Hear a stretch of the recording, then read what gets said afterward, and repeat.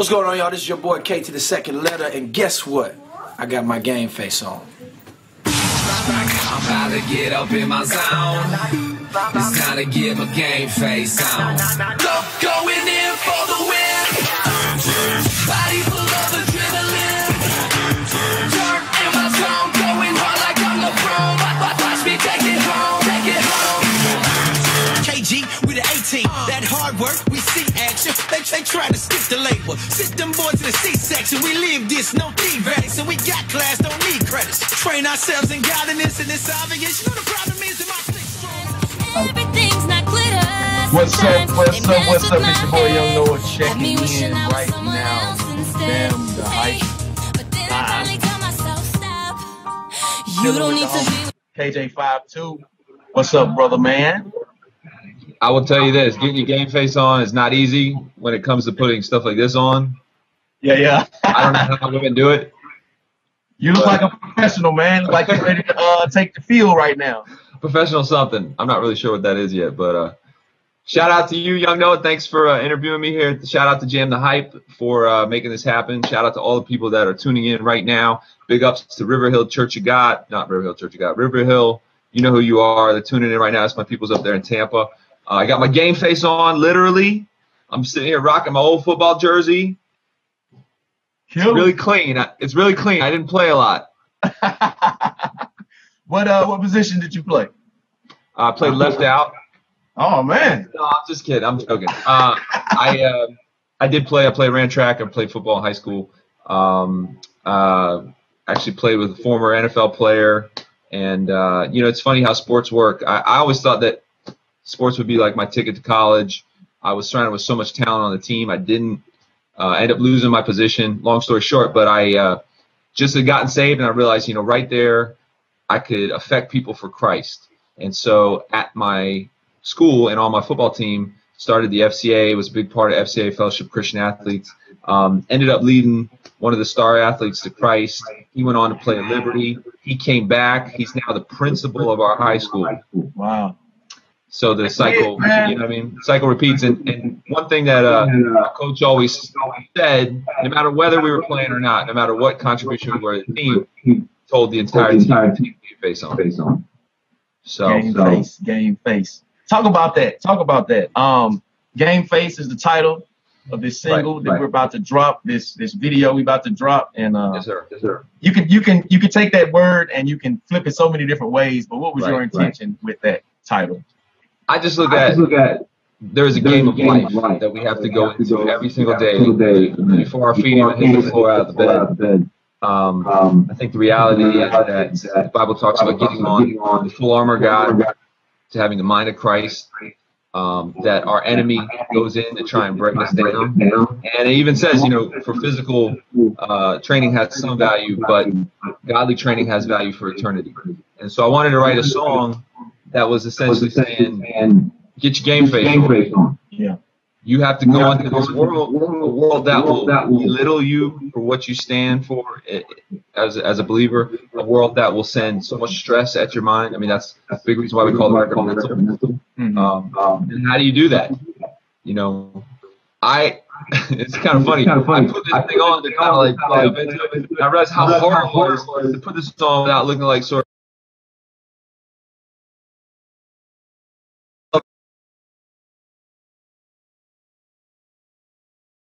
parallel. We try to go into this battle called life, and we're unprepared. It's crazy how, you know, I never really understood for a while, like, why do people put that stuff on their face? But then somebody broke it down. They were like, hey, you know, when those big lights in the arenas and the stadiums are kind of just shining down on your face, you know, it'll blind you. And it's just dope that even that right there is such a cool illustration that you have the ball. So a part of having your game face on is even being free from those distractions and being able to focus. You are dead on. And I'll never forget, this was like a real pivotal moment in my sports career. We were losing. The coach put me in. I had lost my position. It was like my first chance to redeem myself. Like 10 yards out from the end zone. He hikes the ball. I run a little in pattern. The quarterback throws the ball before I look. Woo. It ricocheted off my helmet. Oh.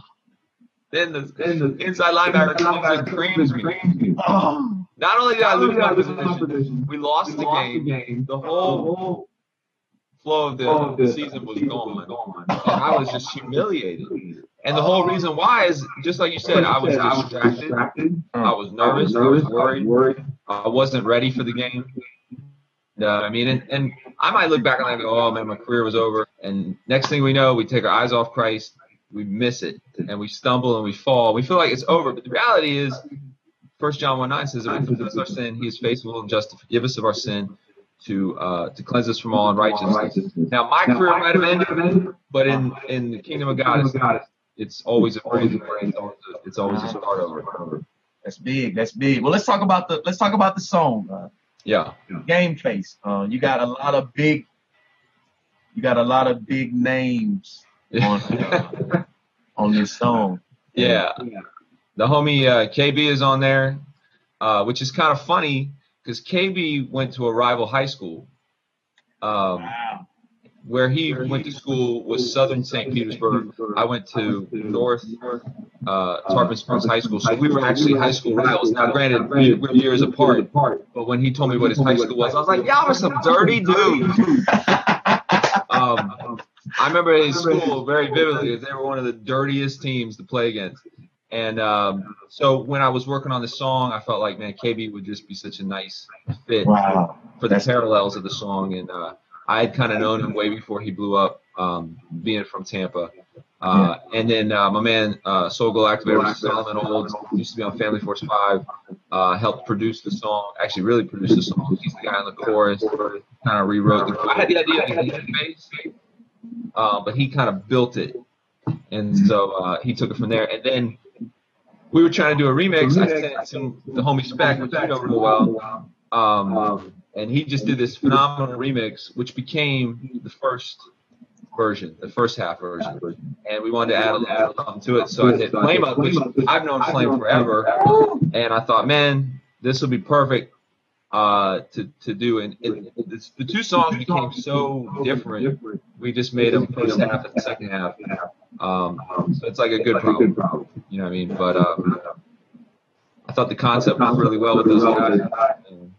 It's my most favorite song to do live right now. So I know a lot of times as an artist, you know, when you reach out to people and you get these features for your song, and sometimes they'll send their stuff back, and you'll be like, oh, hold on, do I need to rewrite my verse? Did I get, you know what I mean, embarrassed on my own track? Did the ball bounce off my helmet again?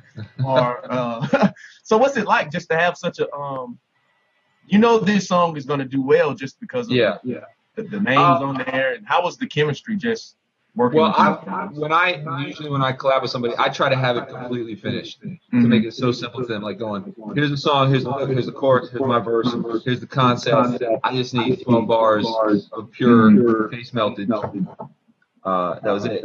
So KB was great, and you know, KB was like, this is the approach I'm going to take. I'm going to take sort of a different approach. He's like saying that you know, I'm going to train ourselves. That was his angle. Whereas my angle was like saying, I'm going to drop this. I said, you know, the first line I said is, I'm going to drop these gems on your head like an avalanche in a diamond mine.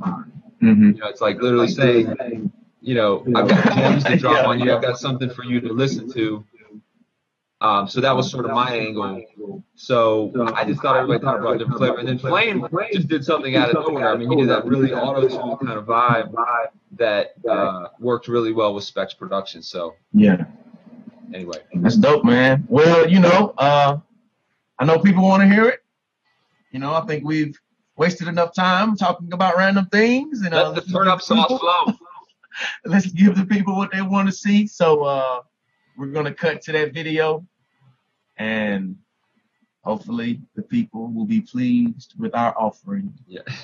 So coming up right now, we have the Gameface new single from the homie. World premiere from the homie KJ52. Hope y'all really enjoy this. Bear with us.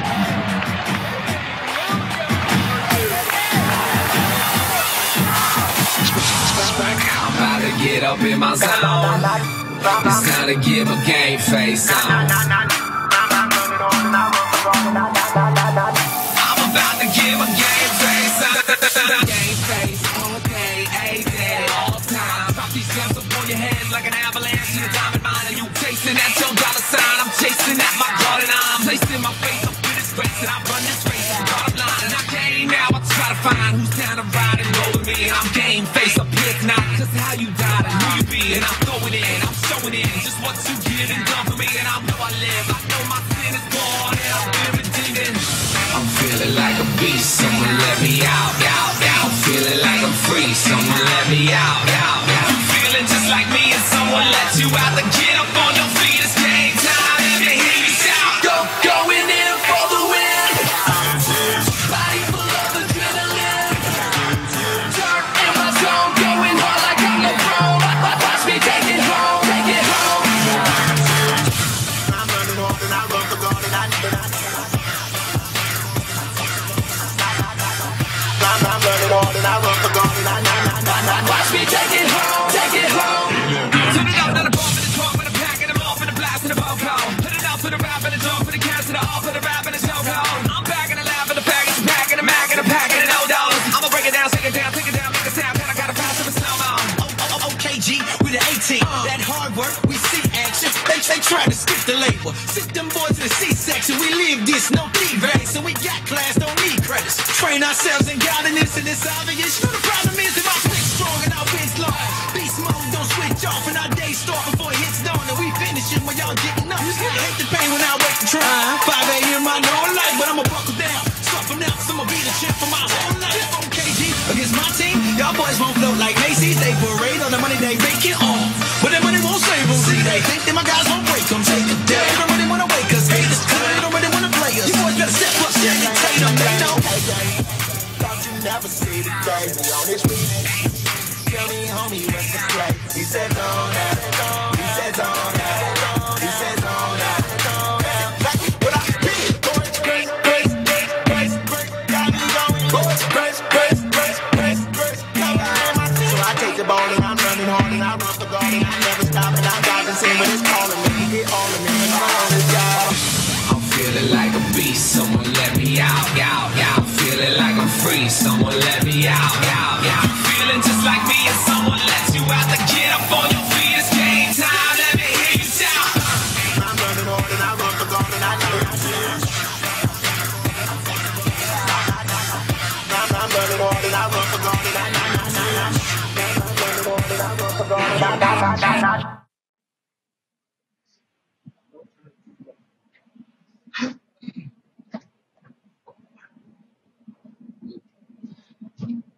Young Noah has been raptured. Oh, wait, no, he's back. Okay, never mind. Sorry. We're okay. We're all right, guys. Yo, it's your boy KJ. I'm just going to go ahead and applaud for myself right now because that video, ladies and gentlemen, the internet has just stopped. It stopped. We shut the internet down. It drove Noah out of the room. I went around the room and I did a praise dance. I had to go get some water. I had to go get rebaptized and rededicate my life to the Lord after hearing that. The turnip sauce was so thick. I drowned. It drove you out of the room. Oh, man. I also had to reapply. Awesome. I had to reapply some mascara slash Gameface. Yeah, so some people that might have watched the video just a few minutes ago would have noticed that we put the lyrics on there as opposed to just a normal music video, and I think it's just so important to get across the message of what we're trying to say. Hence, that's why it's kind of like a lyric video slash music video. You'll see a lot of live footage you might have seen there. That's actually from a big show I did with Lecrae a couple weeks ago, and then one I did with Andy Mineo a few weeks before that. So we kind of try to compile the whole thing of my last couple months. You know, essentially going onto the stage. It's so important. I'm in my game face mode when I go to that stage, but all the life is a stage. All the world is a stage. The spotlight is on us as believers, and we have to put our game face on. We have to be ready. You know, the one line that I've noticed that people are really gravitating to with the song is, you know, when I say, I'm feeling like a beast, someone let me out. I'm feeling like I'm free, someone let me out. So if you're feeling just like me, and someone let you out to get up on your feet. It's game time. It's time to shout. So really what I was trying to say there was, you know, like when you hit the gym or you hit the field or whatever, you're like, I'm about to go beast mode. I'm about to go, I'm going to beast this thing. And that's like such a phrase. But I thought the reality is, you know, you cage up a wild animal, it does not want to be there. It wants to get out. It wants to be free.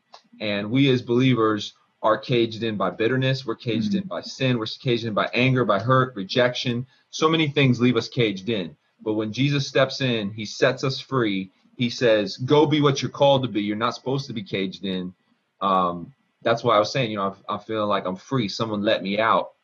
And if you're feeling just like me, you know, this isn't just about my personal progress. It's about us as believers being free to be what God has called us to be. Yeah. So. What I'm seeing is it seems like you're trying to bring back the intensity to living your life out loud for the gospel and being a Christian and being serious about it, you know, because I know you travel a lot and you've just seen Christians all over the world pretty much, and you can just kind of see this lukewarmness sometimes amongst the body where everybody's kind of like, yeah, we're saved, we love God, but we're not really intentionally trying to live out loud. And I just think it's dope that you saw the need, you know, for a song like this, and that the impact is going to be great.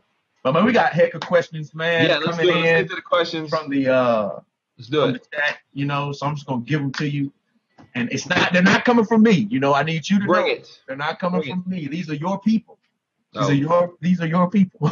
Okay, so the first question is, what is the best experience you have encountered being in the music industry? I'm sorry, the best what experience? The best and the worst. The best and the worst experience. Okay. Yes, sir. I think for me, the best experience, it always is just seeing somebody get connected and just coming to know who Christ is. I mean, that's a never-ending best experience. I mean, milestone moments for me is, I think a few years back, I went to Morocco. It was actually put on by the government. It was an event put on by the government. So still to this day is the biggest show I've ever did. Wow. Somewhere between 40 to 50,000, predominantly Muslims. Wow. I would say 99% Muslims, to perform for, and not, you know, I wasn't changing anything about what I did. There was no, by any means, I just did what I did. And they gave us total freedom to do that. So to know that God or the gospel can take you that far to cross cultural lines, literal country lines, racial lines, religious lines, you name it, that was pretty amazing. Worst experience, I'm going to probably say, was a combination of back in the day when I used to do a lot of open mics down here in Florida. Let's just say it was a little harder as a Melanin Challenge MC going into mainstream events, getting stuff thrown at me, getting booed, getting my life threatened, you name it, that kind of, the litany of that was not pleasant. But I think that combined with, you know, like when MTV and VH1 did the whole Dear Slim thing and really skewed it in the wrong way, that was not fun. But I think, like anything, God works the bad for good. So got the glory out of it. Yeah. All right. What is your biggest pet peeve?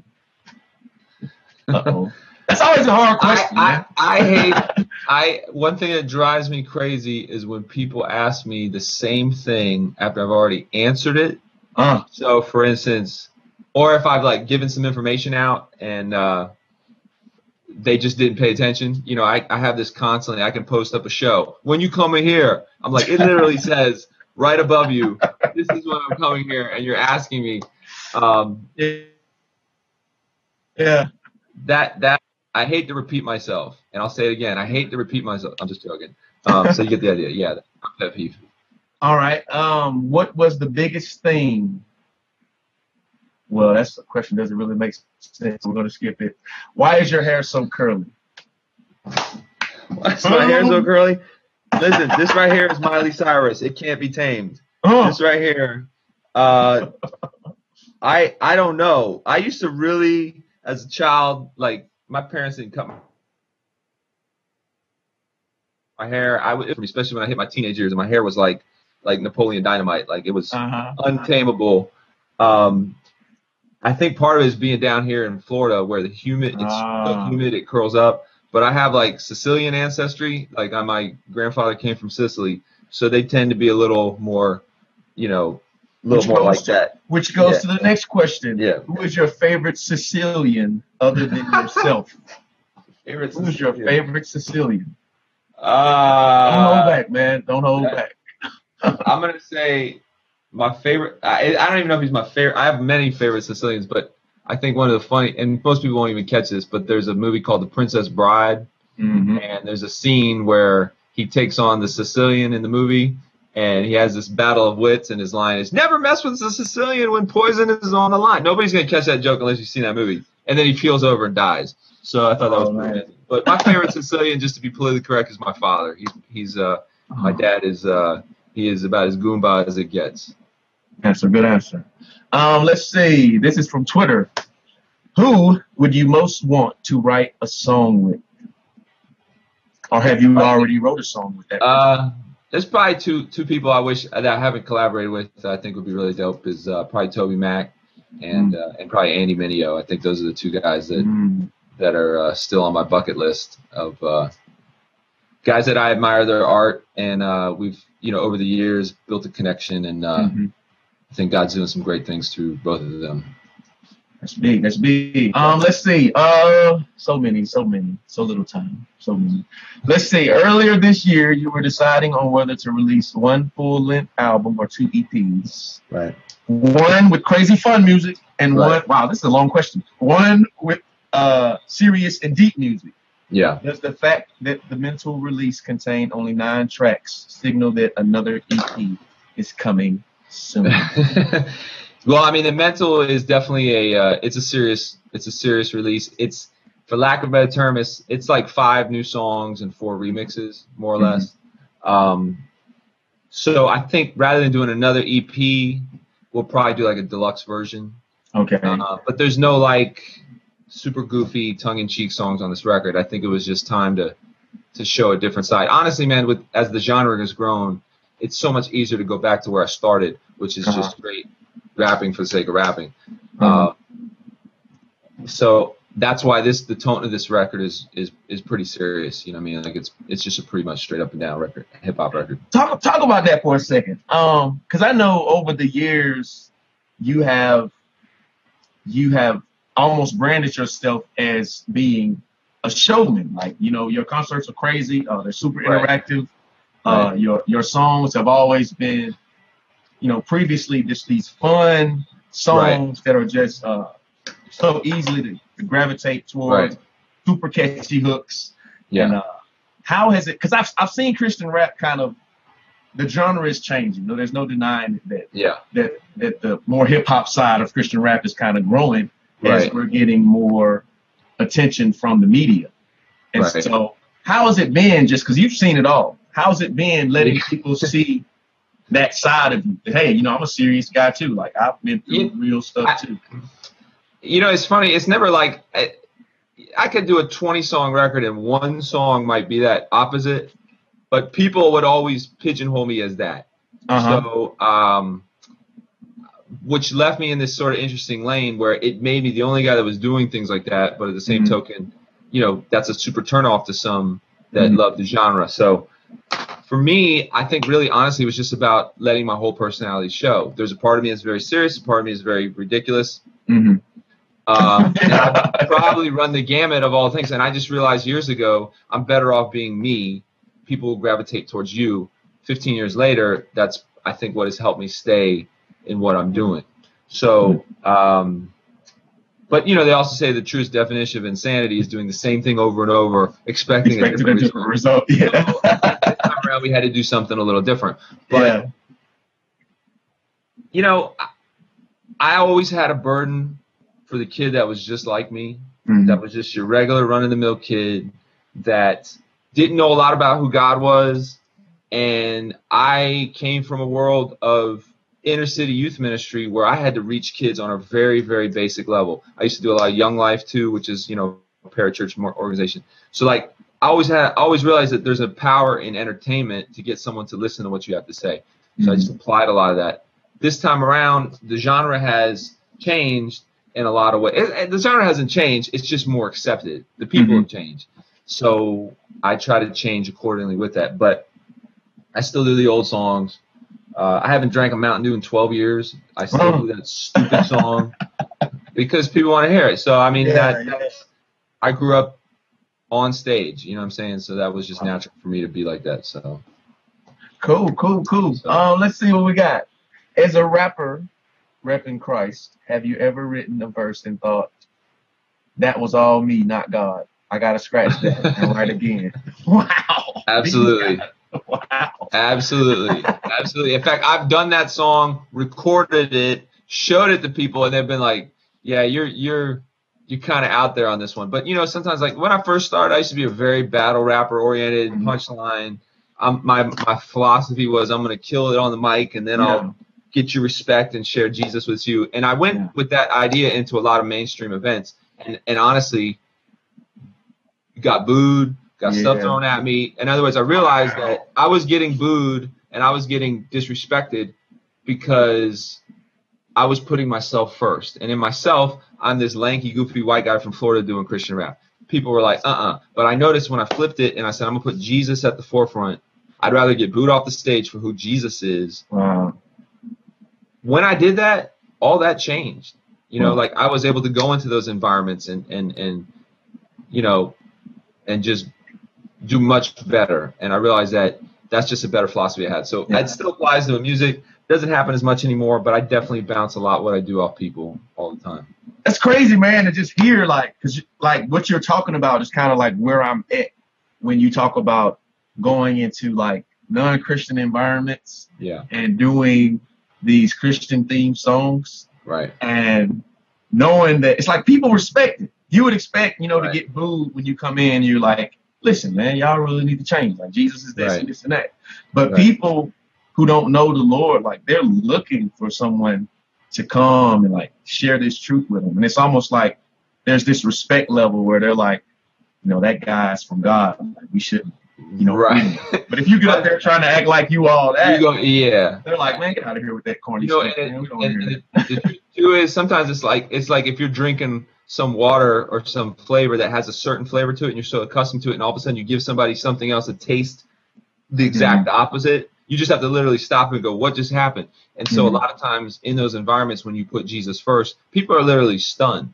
You know what I mean? Like, I would do what I would do, stop for a minute, whether I was opening up for, you know, Wu-Tang or Outkast back in the day or open mics, and I would just stop and just say something very simple like, hey, listen, maybe you've noticed something different about me. It's just simply that God has changed my life and Jesus is very real to my life and he can be real to you too. And you would literally watch the crowd be like, like, it's like a high blower. And I'll never forget, I saw something fly at me when I did that one time, and it hit me, and I thought, oh, here we go again. I looked down, it was a WWJD bracelet. Like, the guy was he was so excited that I talked about Jesus. He ripped off his WWJD bracelet and threw it at me. Threw it. That's crazy, man. I was like, maybe we need to talk after the show. But anyway, But cool. We got a couple more, and then we'll wrap it up. Let's see. Ryan Brett Parker. This is from Twitter. RB_Parker. Thanks for your songs. You have inspired me to do lots. And what's your favorite Bible verse? Well, thank you, man. I think for me, coming up, like when I first got saved, Proverbs 18:24 was a big influence on my life because it talks about how God. It says there's a friend who sticks closer than a brother, and I think in my adolescence, you know, coming to Christ at 15, I really struggled with my identity, but knowing that Jesus would stick closer than a brother really got me through. So that still probably rings off in my head.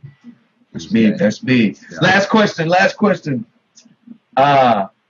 Flavor Fest 2014. Sir.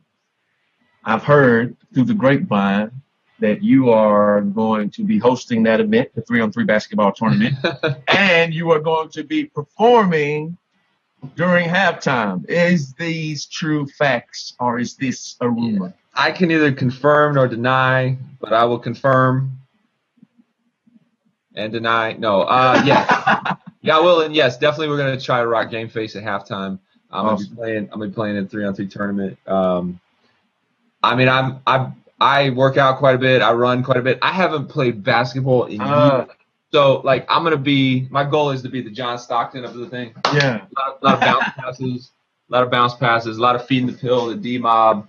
That's my plan of attack. I also plan on wearing socks pulled up to my knees. So just, yeah.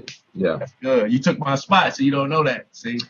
You can have it back, bro. You can totally have it back. If you want to have it back, I will be your armor bearer. I was receiving so many threats, online, people dunking on me, crossing me up. I was like, I don't really want to get out there and just, show that side of myself. You don't want anyone to stumble. That's what it is. You're a godly man. You know what I mean? Yes, but, sir. man, honestly, bro, like, thank you for everything that you have done for this genre of music. When I first became a Christian and when I first got saved, this was like 2006. And I was online and I was looking up different Christian rappers and you popped up and I was like, who is this white guy? You know what I mean?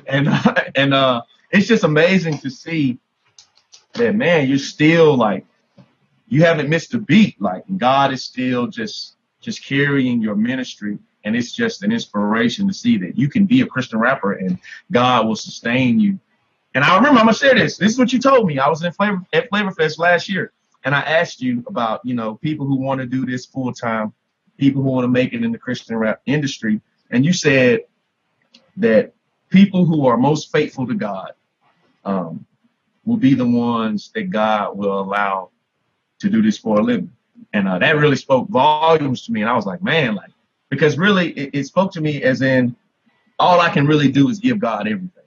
Yeah. And the rest is in his hands. Like, there's no secret method, no secret answer, no secret toolbox that you can go into that you'll become a full-time Christian artist. It's just all you can really do is be faithful to God. And that spoke to me. And I just want to thank you for sharing that with me. Thank you, man. Just thank you for coming. Yeah. Yeah, I was just saying, I think for what God calls, God keeps. You know what I mean? As simple as that. So get your game face on. All right, real quick before you go, just let everybody know your album when it drops. I know you can pre-order it right now. Yes. Let them know where they can find you on Twitter, Facebook, Instagram, LinkedIn. MySpace, Gente.com. Basically, you can go to, right now it's only on iTunes. You can pre-order it on iTunes. You get the Gameface first and second version right away. It's also on Spotify, and I think it's about to be on Amazon. So right now it's still 3 weeks out before the record drops, but you can go and cop that, get Gameface immediately, get it as a pre-order.